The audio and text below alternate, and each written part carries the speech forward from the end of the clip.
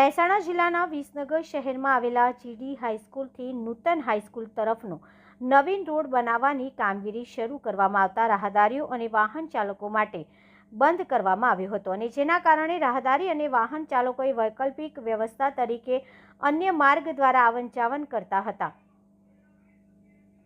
જ્યારે હવે GD high school road બની ગયાને 3-4 દિવસ થયા હોવા છતાં અને વાહન વ્યવહાર ચાલુ પણ કરી દેવામાં આવ્યા પછી અહીં જાહેર રોડ ઉપર પડેલા માટીના ઢગલા દૂર કરવામાં નહીં આવતા રાહદારીઓ અને વાહન ચાલકોને ભારે તકલીફ પડી રહી છે। નગરપાલિકાના અનગઢ વહીવટ કે પછી કોન્ટ્રાક્ટરની આડોડાઈના કારણે હાલ તો વેપારીઓ અને વાહન ચાલકો પરેશાન થઈ રહ્યા છે।